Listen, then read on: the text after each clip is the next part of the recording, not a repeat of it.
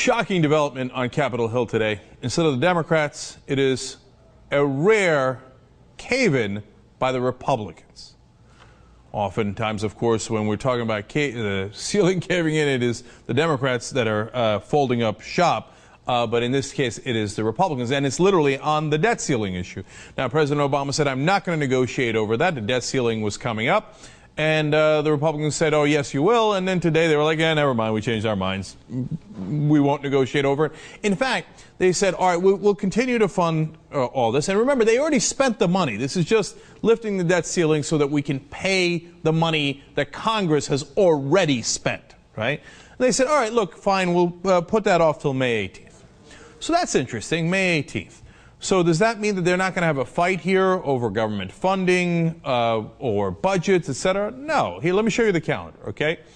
May 18th is when they're going to issue the, and talk about the debt ceiling again. But there's a couple of things that happened before that. For example, on April 15th, they're going to talk about the budget. That is when they need to hand it in. And now, as part of this bill that the Republicans voted on, if they don't pass the budget by then, they're not going to get paid, which is nonsense. They're just going to delay their payment till later. It's just a political gimmick, right?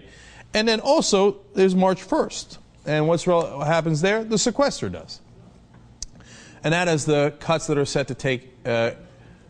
to occur on the defense budget and also social spending. So basically, what the Republicans are doing are they're moving the debt ceiling fight to after those other fights. Now, why are they doing that? Now, there's a whole host of reasons given in different reports. In fact, let me read through them, show you what nonsense they are, and then I'll tell you the real reason. Chris Cillizza writes at the Washington Post, this is a strategic gambit designed to maximize their leverage on several major budgetary fights between now and then regarding the Republicans. But that makes no sense whatsoever, because what's strategic about delaying the fight between now and March 1st? What are they going to do, gain leverage? They're already deeply unpopular. The president is at over 55% in popularity. House Republicans are at 24%. What are they going to do, make up a 30-point gap in 1 month? No, that's not why they did it.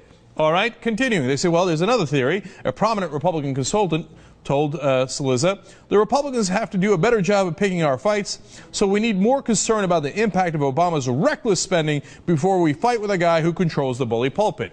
Nonsense. The president always controls the bully pulpit. He controls it now. He'll control it then. And what are you going to do? Again, gain leverage in a month? You're going to somehow fight back and somehow be in a much better position? No, that's not what this is about. I'm about to tell you in a second. Another senior House Republican aide says, quote, in the sequestration fight, we have greater leverage because current law is on our side. Wrong again, Bob. The Republicans desperately don't want what they call the sequester to happen because it cuts $1.2 billion from the military.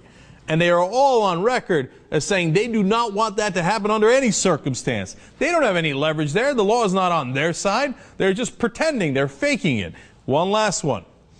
By Washington Post again, Cillizza says, by postponing a potential debt ceiling showdown and instead making their stand on the sequester, and to a lesser extent the continuing resolution that must be passed to fund the federal government, that's the one on April 15th, the Republican-controlled House pits itself against a less popular political entity, the Senate. Nonsense! Nonsense! You think that when they get to a budget fight, whether it's on March 1st or April 15th, the whole country will be like, oh, I see, this is the Boehner and the Republicans versus the Democratic Senate. Obama's out of this fight. Of course not. They're going to say it's Obama versus Boehner, Obama versus the Republicans. So why are they lying about all these different reasons? Why are they inventing all these reasons? Because they don't want to tell you the real reason. The real reason is because the debt ceiling involves the bond markets. So that's paying back the money that we borrowed. Who did we borrow it from? Well, many different places. The American people, China, but also Wall Street. And what Wall Street and corporate America just told the Republicans is, shut up. You are not having a debt ceiling fight. That's why Obama was such a tough guy on it, because he had already talked to the corporate leaders when they came to the White House, and they said, don't worry, we'll take care of those Republicans. They work for us anyway. And that's exactly what happened. The Republicans came in and said, well, the debt ceiling, I mean, we don't want to fight over this. The bond market would be super angry. But later, if they shut down the government in one of those other fights, well, who cares? Well, then, you know what? You can't make Social Security payments. You close down the parks. You can't make payments to our troops. Well, Wall Street doesn't give a damn about that. They're like, yeah, go fight on those grounds. But you're going to pay me, okay? Of course. In fact, look at TV. They already told us this. Look at all these different Republicans and conventional wisdom business people like Maria Bartiromo, who, of course, represents the business community on CNBC, saying the same thing. Watch. Do you believe the GOP should be using the debt ceiling as a leverage point to get the president to agree to the cuts? I think that would be a grave mistake. I don't think that would solve anything. I don't think we should pick fights where we're in a position that we can't, in fact, in the end, enforce our will, because we have no evidence that Barack Obama is going to compromise.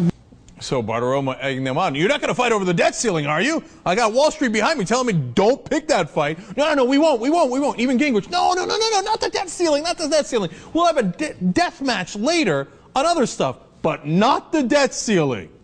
In fact, Club for Growth, that's the most conservative organization. Those are the guys who out other moderate Republicans. They do primary runs against them, etc.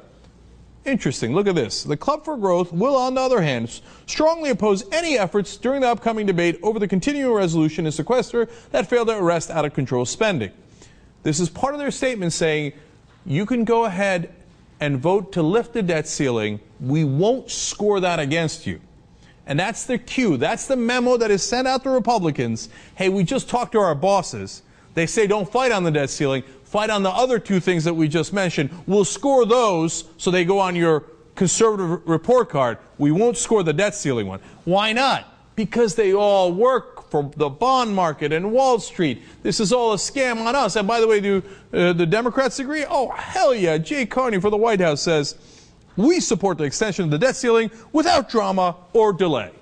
In other words, we know who we all work for. So next time around when we have a food fight, it'll be over American citizens and who gets paid and doesn't get paid among them. It won't be about who gets paid and doesn't get paid for bondholders who are actually on Wall Street.